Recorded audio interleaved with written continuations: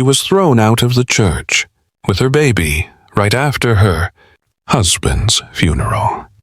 A millionaire parked beside her and opened the door.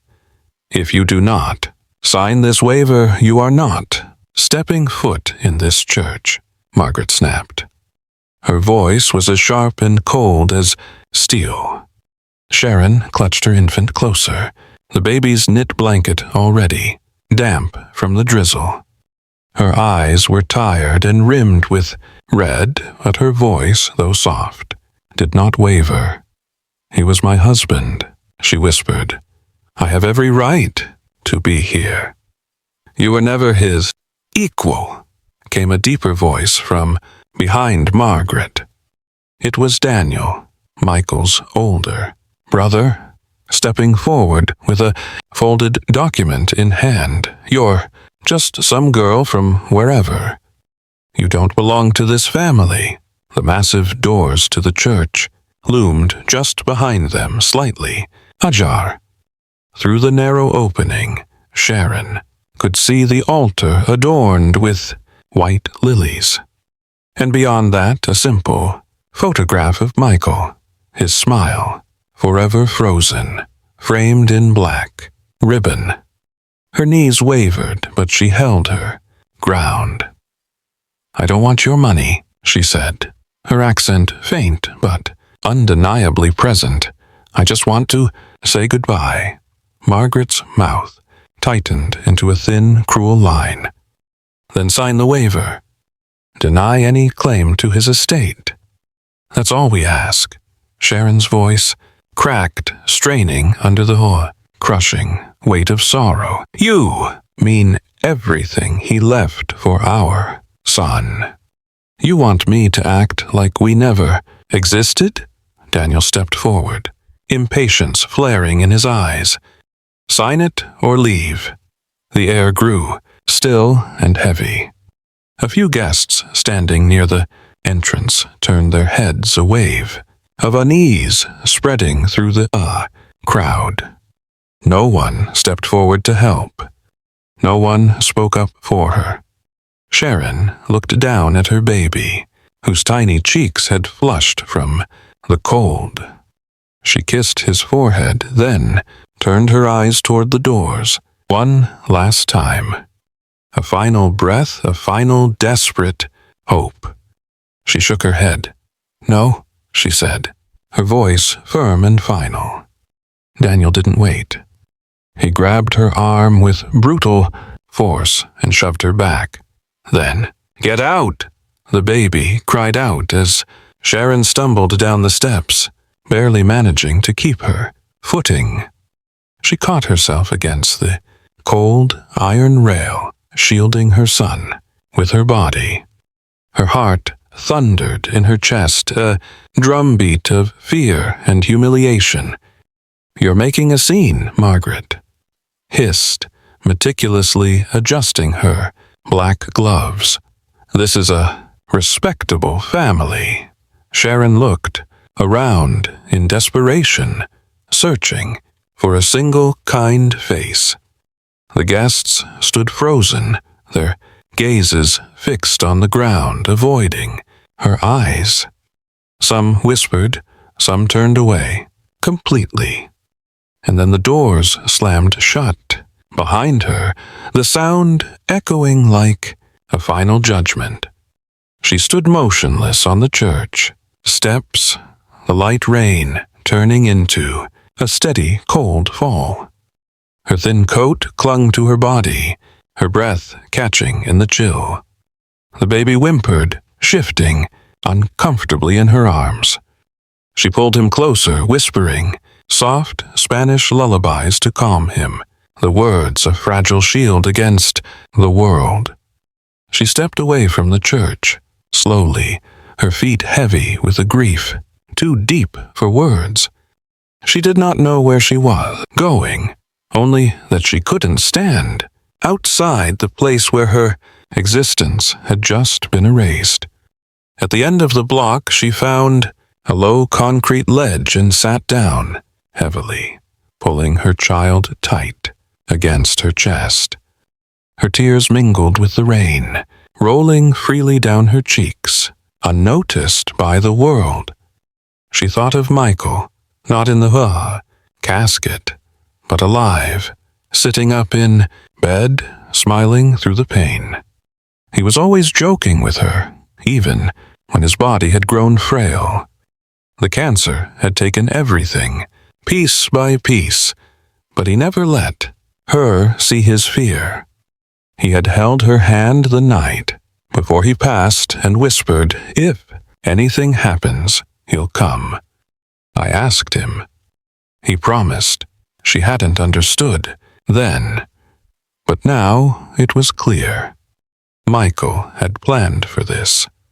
He had known his family would turn on her, and now they wouldn't even let her see him buried. She rocked gently, whispering into her son's hair, her body shielding him from the biting cold. His small hand curled into the collar of her coat, clinging to her, as if she was the only solid thing left in the world. The street moved around them, a blur of strangers walking, umbrellas bobbing, cars rushing past. No one stopped. She was invisible, just another woman lost to grief. Then, the sound of tires slowed on the wet pavement nearby. A sleek black car pulled up beside the curb. The engine went quiet and the tinted window rolled down. Sharon barely noticed until the back door opened with a soft click. A tall man stepped out, dressed in a dark overcoat, holding a large, black umbrella. His expensive shoes splashed in the puddles as he stepped forward with purpose. "Sharon?" he asked gently. She looked up, startled and wary. She didn't recognize him, but there was something in his expression, an understanding, a steadiness that pierced through the fog of her despair. Sharon could not move. Her body was numb, soaked through from the rain, her arms aching from holding the baby too tightly for too long. She stared at the stranger kneeling in front of her, unsure if she was still in the real world or drifting in a grief-induced dream. The man was tall, with olive skin and kind eyes. He looked to be in his late 30s, dressed like he had just walked out of a courtroom. His suit was simple, clean, and dark gray, with no tie. Rain dotted his broad shoulders, but he didn't seem to notice. His voice was low, steady, and undeniably kind.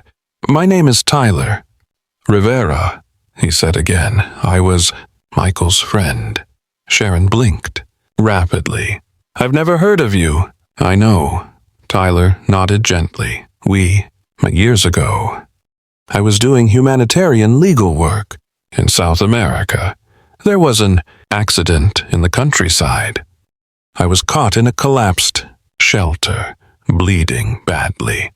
Michael was the only reason I survived. He paused, glancing at the child, nestled against her chest. He carried me 4 miles to a clinic and stayed with me through the night. I asked him why he didn't just leave me behind, and he said, "My wife would never forgive me." Sharon's breath hitched in her throat. Tyler looked directly at her, his gaze unwavering. "He talked about you constantly.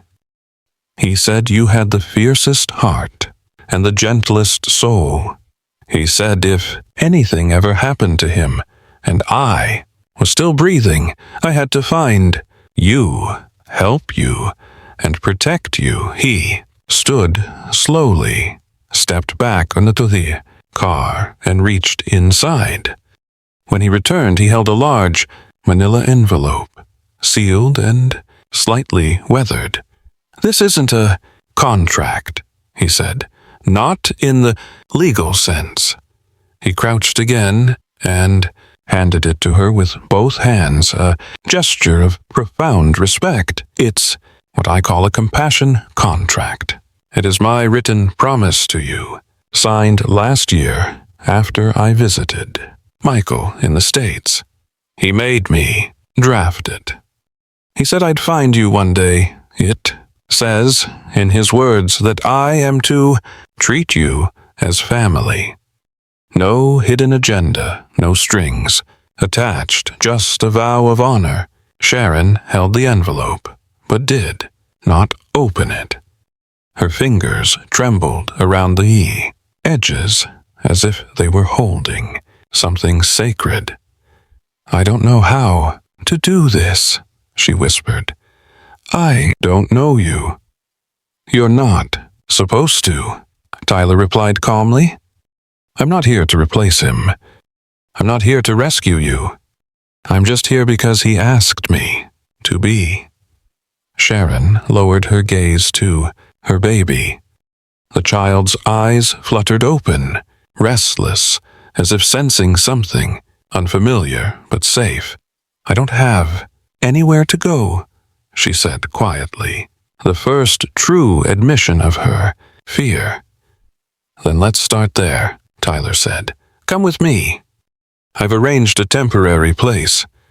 It's quiet, clean, and safe. You don't have to decide anything today, but you should not be alone. In this moment. He stood, then opened the back door of the car and held it for her. Rain splashed against the pavement, a lonely rhythm in the quiet street. Sharon sat still for several seconds more. Then, slowly and carefully, she rose to her feet, pressing the baby closer to her chest. She took one last look over her shoulder toward the church, far down the block where the doors remained shut to her. Then she turned and stepped toward the open car door. Tyler extended a hand to help her in. Sharon hesitated for a heartbeat, but then with a quiet breath she placed her hand in his. It was warm, steady, and in that simple touch, for the first time since Michael died, she felt something unexpected. She was not invisible anymore. She stepped into the car, the door closed behind her with a soft, reassuring thud. And for the first time in days, she exhaled. The apartment was too clean, too quiet. Sharon stood by the doorway, holding her son close, as if unsure whether to step further or turn back. Tyler set her small suitcase down, gently in the hallway, careful not to let it thud against the polished wooden floor. He didn't say much, just looked at her with calm, unassuming eyes and offered a soft, "Make yourself at home." She almost flinched at the phrase. Home had stopped meaning anything solid months ago.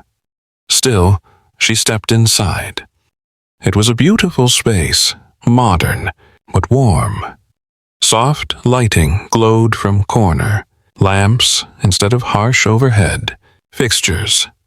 Pale green and warm taupe walls gave the apartment a quiet serenity. There was no clutter, no personal excess, but nothing about it felt cold. Tyler led her to the back, where a door stood slightly ajar. "This is for the baby," he said, pushing it. "Open with care." Sharon froze. The nursery wasn't elaborate, but it was full of thoughtful details. A white crib with a soft gray blanket. A small shelf with neatly arranged board books and plush toys. A container of formula sat beside, clean bottles on a counter. There were diapers stacked under, the changing table, wipes, a soft rug, and near the window, a tiny wooden rocking chair with a yellow cushion. Sharon blinked, overwhelmed. "I had some help setting it up," Tyler added quickly, sensing her surprise. "A friend of mine has a baby girl. She helped pick out the right stuff, made sure it was all safe and comfortable." Sharon swallowed hard. Her instincts fought with themselves, gratitude pressing against deep-seated suspicion. Everything was so generous, so prepared, so intentional. She looked around slowly, absorbing every small detail. There was no name on the door, no frilly decorations, no assumptions. He had given her a space, not a statement. "Thank you," she said, quietly, though her voice barely reached her own ears. Tyler didn't press her to speak more. He simply nodded and stepped back. "I'll let you get settled. If you need anything, I'll be in the office down the hall," and he left her alone. In the days that followed, Tyler kept his distance. He was always there, but never too close. He worked quietly from his home, office, answered emails in the kitchen, and occasionally passed through the hallway with a polite smile and a soft "good morning." Groceries appeared in the fridge, but he never commented if she ate or didn't. The kitchen was hers to use. She cooked only when she felt grounded enough to. He didn't hover. He didn't ask personal questions. Still, Sharon remained on edge. She kept her hair tied back, tightly, her body always slightly angled away from him. Her voice was quiet, clipped. Every night she checked the locks, twice. Every time Tyler passed her in the hallway, a flicker of tension coiled inside her, a ghost from another life whispering that kindness never lasted. But the change she was waiting for never came. The kindness stayed. And slowly her body began to loosen in small, imperceptible ways. Her shoulders dropped by a degree, her voice a touch less guarded. Then came the moment that undid her completely. It was a soft, uneventful afternoon. Breakfast had been quiet. Scrambled eggs, tea, the babies, soft cooing. Sharon had put her son down for a nap and walked into her room. On the nightstand, next to the lamp, was a photo frame. She paused, her breath catching in her throat. She walked over slowly and picked it up. It was a picture of Michael, one she hadn't seen in over a year. He was laughing, arms folded, standing in front of a food truck they had visited on their third date. The sun was in his hair, and his shirt had a tiny mustard stain on it from the hot dog she had teased him about. She remembered how he tried to say something in Spanish and butchered it, and how she had laughed until she cried. Her eyes welled up now, but the tears were different, softer. Beneath the frame was a folded note, written in neat, even script. "He's still here. Tea." She turned, startled. Tyler was standing quietly in the hallway, a soft cloth in his hand. His eyes met hers gently, cautiously. "I found it in a box Michael left with me," he said. "I wasn't sure if I didn't want to intrude, but I thought maybe it would help." Sharon stared at the photo again. "You cleaned it," she murmured, noticing the glass was spotless. Tyler nodded. There was a little dust. "I wanted it to feel loved, not forgotten." She couldn't speak. Her throat tightened too much to form words. No one had done something so simple, so profoundly kind for her. since Michael's death. Everyone else had wanted her to move on, to heal faster, to rebuild. But Tyler, he honored what was. She wiped her eyes slowly and placed the frame back on the nightstand with care. "Thank you," she whispered. He nodded once and turned away, leaving her with the silence and a soft, healing ache in her chest. For the first time, she didn't feel like a guest. She felt seen. And in that simple, silent room, Michael didn't feel gone. He felt close. The wooden box sat quietly on the edge of the shelf in Sharon's room. It was small, unassuming, the kind of thing one might overlook until they needed it. Sharon noticed it one evening after putting her son to sleep. A handwritten note was taped gently to the lid. "When you're ready." She hesitated before lifting it. The box was light, but carried a heaviness all its own. Inside, neatly tied with a faded blue ribbon, were several letters. The envelopes were yellowed with time, the ink slightly smudged. She recognized the handwriting immediately. Michael. Her hands shook as she pulled out the first letter. It was addressed not to her, but to Tyler. "Tyler, if you're reading this, it means I probably couldn't dodge the inevitable. Cancer's a slow thief, but it's an honest one. Thank you for being there, for keeping the promise I'm about to ask you to make. Sharon will not trust easily. She'll be scared, angry, and quiet. When that happens, don't push her. Just make tea. Sit near her. She'll speak when her heart can. Bear it." Tears pricked Sharon's eyes. She reached for the next envelope, this one addressed to her. Vida, I wanted to write this before. The pain blurred my thoughts. I know how hard it will be without me, and I hate that I can't be the one holding you through it. But I left you in the care of someone who sees you not just as my wife, but as your own soul.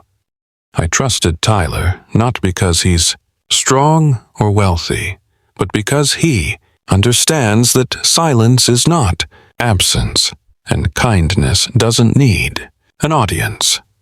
If you're reading this now, and you're still afraid, don't be. Let him make the tea. Let him listen. And remember, you were never just my wife. You were my miracle. I love you until my last breath. Michael." The letter trembled in her hands. She held it to her chest, her breathing shallow and shaky. She hadn't cried like this in weeks.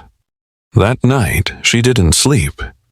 At dawn, she walked into the kitchen, her robe pulled tightly around her. Tyler was already there, standing by the stove. He didn't look up. He simply reached for a mug, poured hot water over chamomile flowers, and set it down on the table. Then he sat across from her, not too close, not too far, and waited.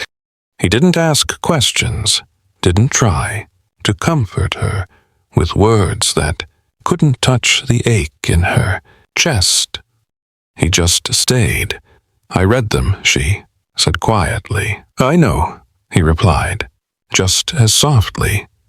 She looked down into the steam of the tea, then back up at him. Her voice trembled. "He knew me, even at the end." "He did," Tyler said, "and he trusted you to carry on just as you are." They sat in a silence that did not ask to be filled. And then Sharon did something she hadn't done with anyone but Michael. She talked. Not about grief or legal battles, but about life. She told Tyler about her childhood, how she used to dance barefoot on the rooftop in the rain in Bogota. She told him how she dreamed of learning English, not for school, but so she could understand the lyrics of the songs Michael sent her during their long-distance days. She told him about the first time Michael kissed her, awkward and bold, and how she had laughed because he knocked over a salt shaker trying to impress her. Tyler didn't interrupt once. When she paused, he simply offered her a tissue. Not a speech, not a plan, just presence. By the time the tea had cooled, something had shifted between them. It wasn't romance, not yet, and it wasn't just a resolution. It was the beginning of a kind of tenderness born not from passion, but from a deep, shared understanding. And in that soft morning light, surrounded by letters and memories, Sharon no longer felt like a widow, holding on to a past. She felt like a woman still worthy of being seen. The envelope arrived one crisp morning in a thick ivory sleeve, embossed with a gold law firm crest. Sharon's fingers trembled as she opened it, already sensing its weight. Inside, folded with cold precision, was a court summons. Margaret and Daniel Whitmore were suing for full custody of Sharon's son. They claimed she was emotionally unstable, financially dependent, and unfit to provide a stable environment for a child. She sat at the kitchen table, the document spread before her like an open wound. Her hands shook as she tried to breathe through the rising tide of panic. Tyler read it silently, his jaw clenched tight. Then he set it down and looked at her, his eyes firm. "They are not taking your son," he said, his voice a low, protective rumble. Sharon blinked through a blur of tears. "But they have money, lawyers. They'll say anything to make me look." Tyler gently placed a hand over hers, his touch grounding her. "Then we won't just fight. We'll show them the truth." Over the next 2 weeks, Tyler poured himself into the case, not with aggression, but with quiet, meticulous purpose. He didn't just prepare a legal defense. He built a narrative, portrait. Every night he compiled photos, candid moments she didn't even know he had captured. Sharon, holding her son while reading to him in both English and Spanish, bathing him, feeding him, singing softly as she swayed with him in her arms. He printed them, captioned each one with a date, a time, and a small note. Then, with incredible care, he placed them in a leather-bound album embossed with the boy's name. "This," Tyler said one evening, setting the book in front of her, "is not just evidence. It's a story. His story and yours." Sharon flipped through it slowly, her eyes filling with a quiet, stunned emotion. "You made this?" He nodded. "You didn't see yourself the way I did." The hearing came on, a rainy Thursday. Sharon sat stiffly in the courtroom, her nerves coiled like wire. Her son rested with a trusted caregiver in the hallway. The courtroom itself felt cold and clinical. Margaret and Daniel arrived with polished attorneys and measured, confident expressions. They sat tall with thick files of accusations and statements stacked neatly before them. Sharon felt small and exposed as her name was called and the questions began. Her voice shook, her palms sweated, her answers felt clipped and incomplete. Her eyes darted toward Tyler once, just once, in a silent plea. Under the table, out of sight, his hand found hers. His fingers closed around hers in a gentle, grounding squeeze. It didn't fix everything, but it was enough to keep her from shattering. Then Tyler stood. He didn't raise his voice. He didn't attack. He walked to the center of the room, holding the album like a sacred text. He placed it on the table in front of the judge and opened it. "This," he said, his voice calm and deliberate, "is what motherhood looks like." He turned a page. "This is a woman teaching her son the word for light." Another page. "This is a woman up all night when he had a fever, rocking him in the living room." And another. "This is a woman who has been called unfit, but who has never once asked for anything other than the chance to love her child." He paused, letting the silence hang in the air. "I'm not standing here just because Michael asked me to help her. I'm here because I have seen her every single day. And no man, living or gone, would love a woman like this and call her anything less than a perfect mother." Silence. Even Margaret shifted uncomfortably in her seat. The judge flipped slowly through the album, her expression unreadable. Then she closed it gently and said, "Thank you, Mr. Rivera." Outside the courtroom, Sharon exhaled for what felt like the first time in hours. She turned to Tyler, her eyes shining with unshed tears. "You didn't have to do all of that," she whispered. He looked at her with that same quiet steadiness that had saved her on the curb. "Yes," he said softly, "I did." And in the stillness between them, something deeper than relief settled in. It was something that was beginning to look a lot like trust. The knock came just as the sky turned a brilliant orange behind the city skyline. Sharon had just settled the baby into his crib when the sound echoed down the hall, measured, quiet, but unmistakably intentional. She hesitated at the door. Tyler saw her pause. He emerged from the kitchen, drying, his hands on a dish towel. His eyes met hers gently. "You don't have to open it," he said. "But if you do, whatever you feel, it's okay. I'll be here when you're done." She gave a tight nod and walked slowly to the door. On the other side stood Margaret. Sharon hadn't seen her since the custody hearing. The older woman's hair was neatly pinned as always, but there was something different in her face now. Not just age, but a softness, maybe, or an exhaustion, a quiet surrender.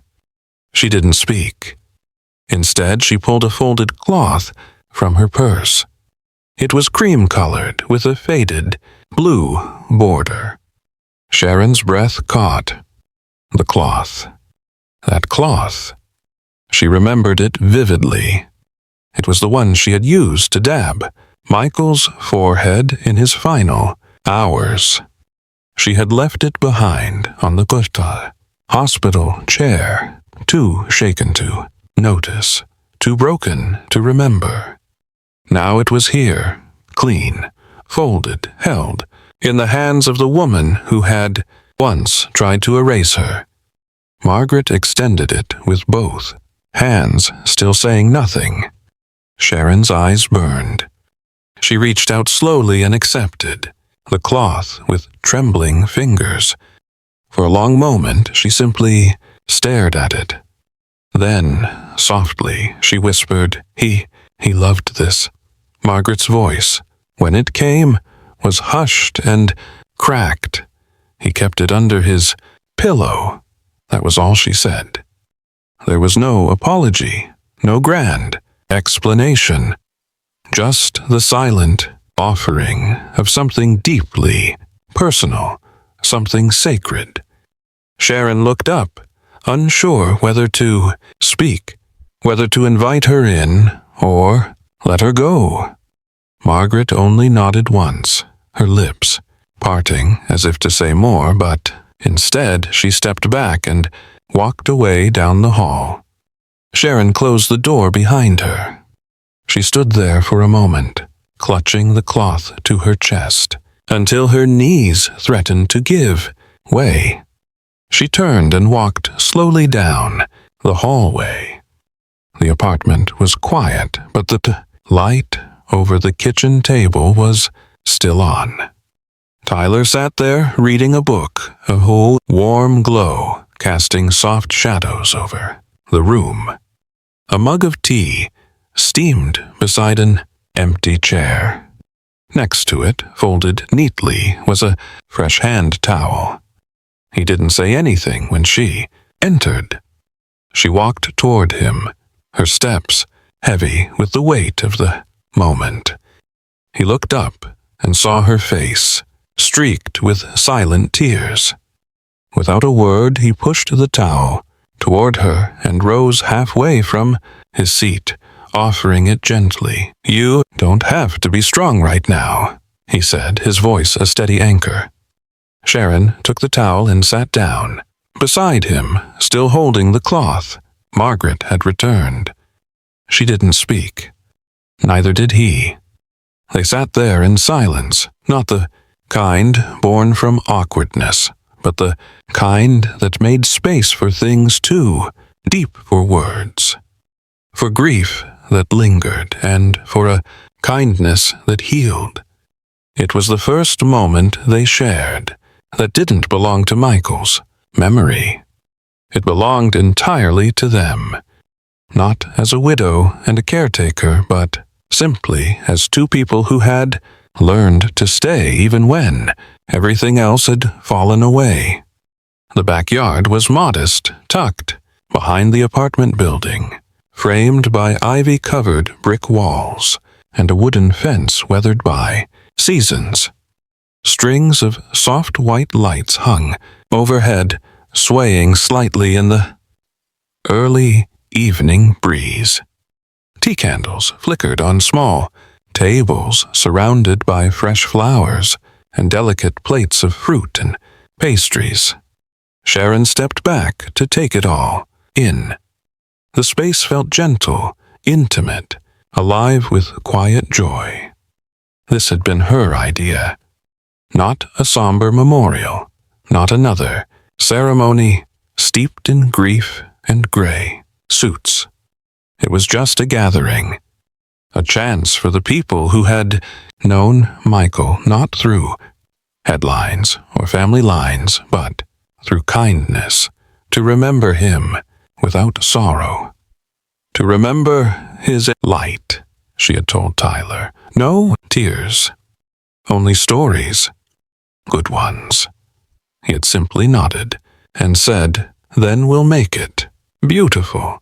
And he did. She had watched him, stringing lights late into the night, even climbing a shaky ladder in his suit, pants, muttering about his fear of heights. He arranged every seat, every plate, exactly the way she had described it. When she looked tired, he poured her tea. When she hesitated, he reassured her with nothing more than a steady glance. He never made the night about himself. He made it about Michael, and somehow about her. Now guests were arriving. Neighbors, former co-workers, volunteers from shelters Michael had once served. There were no formal speeches, no strict dress code, just warmth. Sharon greeted each person with a calm smile, often holding her son, in one arm his small hand tugging at the edge of her shawl. She offered tea, introduced names, and nodded gently when someone began a story with, "I don't know if you ever knew this, but Michael." Once. There were many of those stories. A woman shared how Michael had secretly paid for her daughter's medical treatment when her insurance failed, leaving a blank envelope with cash and a note that simply read, "Keep this between you and healing." An elderly man recalled how Michael used to bring him meals every Thursday without fail, always staying for a game of checkers, never judging his broken past. A teenager stood and said that Michael once told him, "You're not your mistakes. You're the one who decides what's next." That boy was now in college. Each story layered a new image of Michael, not just as the man Sharon had kissed goodnight, but as a man who had quietly given so much of himself to the world. It humbled her. It healed something in her she didn't even know was still wounded. As dusk deepened into a blanket of stars, the lights above grew warmer, casting golden halos over everyone below. Laughter rose, mingling with the faint sound of a classical guitar playing through an old speaker. Sharon had just finished refilling the tea station when she glanced across the garden. There, near the corner where the lavender bushes swayed in the breeze, stood Tyler. He was holding her son, bouncing him gently in his arms. The boy giggled, tugging at Tyler's collar, and Tyler laughed, not loudly, but with a deep, warm sound that wrapped around the child like a safety blanket. Something in Sharon softened. She had seen him be serious, protective, and steady. But this was tenderness, without effort, fatherly, without claim. She walked toward him slowly, her shawl fluttering with the breeze. The lights above them glowed softly, turning his dark hair to burnished gold and highlighting the quiet curve of his smile. She stopped beside him and placed a hand gently on his shoulder. He looked at her, surprised for just a moment. Then he nodded, understanding everything she didn't need to say. Sharon didn't speak. She didn't have to. In that moment, there were no ghosts between them, no shadows of loss. There was just the present, the child in his arms, the warmth of her hand on his shoulder, and the kultar softness of a shared, peaceful silence. For the first time, she wasn't just stepping out of grief. She was stepping into something new, and it felt right. 3 years passed, and the world did not pause to notice the love growing quietly in a modest corner of the city. There were no wedding announcements in glossy magazines, no rings flashing on social media, no dramatic declarations. But what Sharon and Tyler built together was more real than any of that. Together, they founded Michael's Light, a foundation for single mothers and widows who had once stood where Sharon had, on the outside, scared and invisible, told they were not enough. Now, Sharon was the face of the organization. She welcomed each woman with the same gentleness Tyler had once shown her, offering not pity but dignity. She didn't just manage programs. She created a space for stories, for rebuilding, for hope. "I know what it's like," she often said, "to feel like you've lost everything and still have to be strong But you don't have to do it alone. She spoke not from theory, but from memory. Behind the scenes, Tyler took care of everything else: financials, legal matters, logistics, and fundraising. But he never stepped into the spotlight. He never once asked for his name on a plaque or in a headline. He let the light fall entirely on Sharon and stood just outside of it, proud and content. Every now and then, someone would ask if they were together. Sharon would just smile and say, "We're exactly where we're supposed to be." Their home was filled with quiet, loving rituals. Tyler brewing coffee every morning before Sharon woke. Sharon packing an extra sandwich in his briefcase, always with a handwritten note tucked inside. Friday nights were for puzzles and storybooks with her son, who now called Tyler T. They didn't need labels.